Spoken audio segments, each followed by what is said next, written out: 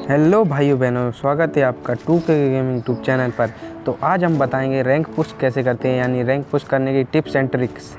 तो बस वीडियो में आगे बढ़ने से पहले यही कहना चाहूँगा आप सब के लिए, प्लीज़ यार सब्सक्राइब कर दें। सब्सक्राइब, आपका सपोर्ट बहुत ज़रूरी है।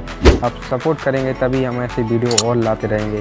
तो इस वीडियो में हम आपको बताएंगे कि रैंक पुश कैसे करते हैं, रैंक पुश करने की टिप्स एंड ट्रिक्स। अगर आप स्क्वाड में खेलते हैं तो आपकी स्क्वाड में एक जन तो लीडर होना ही चाहिए, भले वो आप हो या आपका फ्रेंड हो, क्योंकि लीडर होना ज़रूरी है। अगर कोई लीड नहीं करेगा तो सब बंदे अलग अलग भागेंगे, कोई इधर जाएगा कोई उधर जाएगा, तो इसकी वजह से आप रैंक पुश कभी कर ही नहीं पाओगे। तो सबसे पहले तो बस यही इम्पोर्टेंट है कि आपका फ्रेंड हो या आप कोई लीडर तो होना ज़रूरी है। स्क्वाड में ये बहुत ज़रूरी है कि लीडर अगर कोई अच्छा बंदा हो, जैसे कि अगर आप अच्छा खेल लेते हैं और आप लीड कर सकते हैं, लेकिन आपका फ्रेंड भी अच्छा खेल लेता है और आपसे थोड़ा सही खेल लेता है, तो आपका फ्रेंड भी लीड कर सकता है। वो आपके ऊपर डिपेंड है कि आप किसको लीड करते हैं। और यही कि आपके पास फाल्को होना ज़रूरी है। फाल्को पैड जो कि आपको स्टोर में मिलता है, अगर वो एक बार फ्री में भी दिया था। अगर आपके पास फाल्को पैड है तो आपकी लैंडिंग एकदम सही होगी, क्योंकि फाल्को पैड है ना, जो आपकी लैंडिंग है ना उसको फास्ट कर देता है और आप कहीं भी जाना चाहते हैं को पहुंचा देता है। और सबसे फास्ट और सबसे पहले वाली लैंडिंग, और लैंडिंग इम्पोर्टेंट है आपके गेम प्ले पर। अगर आप सबसे पहले लैंडिंग करते हैं तो आपको गन भी मिल जाएगी और गन अच्छी लूट मिल जाएगी, जिसकी वजह से आप आगे सर्वाइव कर सकते हैं। और एक इम्पोर्टेंट टिप्स ये भी है कि अगर आपके सामने एनिमी ही हो या फिर उसकी पूरी स्क्वाड है तो आपको देखना है। सबसे पहले आपको क्या करना है, उसके ऊपर मतलब फायरिंग नहीं करना है। आपको पहले तो उसको देखना है कि उसकी अकेला है या फिर उसकी टीम उसके साथ में है। और अगर उसकी टीम साथ में है तो अपनी टीम को बुला लो और उसके ऊपर रश मत करो, पहले तो कवर ले लो अच्छी, फिर उसके बाद फायर करो। और अगर आप जीत जाते हैं तो अच्छी बात है, लेकिन अगर वो उनकी टीम भारी पड़ रही है आपके ऊपर, आपके 1-2 प्लेयर नॉक हो गए हैं और या फिर आपके 1-2 प्लेयर मर चुके हैं, तो आपको क्या करना है, वापस पीछे हट जाना है। क्योंकि अब आगे तो आप कुछ नहीं कर सकते, क्योंकि आप 2 और सामने 4। अगर आप अल्ट्रा लेजेंड हो, अज्जू भाई हो या राजस्टार हो, तो आप पंगा ले सकते हो। लेकिन अगर आपको रैंक पुश करनी है तो आप ऐसा मत करना और वहीं पीछे आ जाना और अपने दोस्तों को। अभी तो टोकन से रिवाइव हो जाता है, पहले तो टोकन से रिवाइव नहीं होता था, अभी तो टोकन से रिवाइव हो जाता है। तो आपको क्या करना है, और मैं बताना भूल गया कि अगर आपने लूट की है तो सबके पास 4 टोकन तो होना चाहिए आपके पास या आपके फ्रेंड के पास, सबके पास। मतलब 4 टोकन तो आपको पास रखना ही पड़ेगा। अगर आप रखोगे तो आगे चल के आपके काम में ही आएगा। आपके टीम नॉक हो या मर गया है तो उसको रिवाइव करने में काम आएगा। तो 4 टोकन तो सबके पास होना ज़रूरी है।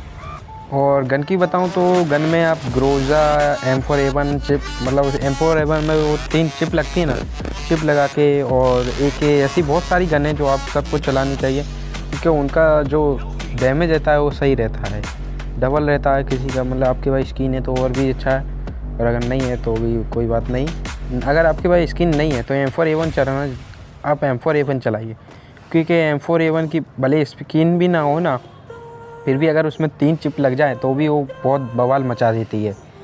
और उसके साथ अपन शॉटगन कोई भी रख सकते हैं, 2 गोली वाली, या फिर M10, या फिर वो मैक्स वाली भी है शॉटगन, और MP40 भी चला सकते हैं आप उसके साथ। और आपके फ्रेंड को अगर स्नाइपर है तो आप स्नाइपर में कार-90 डबल कार-90 जेड वाली चला सकते हैं, क्योंकि वो उसका जो मतलब जो बंदे को मारने की जो स्पीड वो मुझे पसंद आई। क्योंकि वो अगर एक बंदे के ऊपर थोड़ा भी दूर होगा ना तो उससे चोटती है, मतलब पता नहीं, वो जेड वाली है तो उसमें जो नया कर दिया है उसमें वो बहुत मस्त है, मतलब बहुत बढ़िया है। क्योंकि अब किसी को भी मतलब एम के थोड़े बाजू में भी होगा तो उसको चोटेगी। एक गोली अगर उसमें लग गई तो दूसरी गोली तो उसमें लगेगी।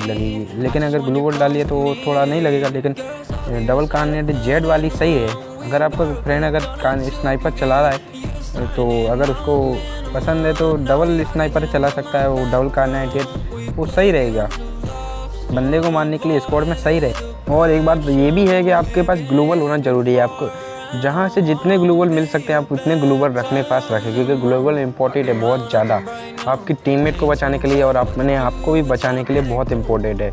आप अगर नए हो, आपने मतलब नया स्टार्ट किया हो गेम खेलना, तो आपको एक बात याद रखना है कि अगर आप मर गए हो, आपकी टीम में सब मतलब ख़त्म हो गए हो, तो आपको जिसने मारा उसको आप ध्यान से देखें कि वो कैसे खेलता है, कैसे ग्लू बॉल डालता है और कैसे मतलब सर्वाइव करके खेलते हैं, मतलब उनको भी देखना आपको।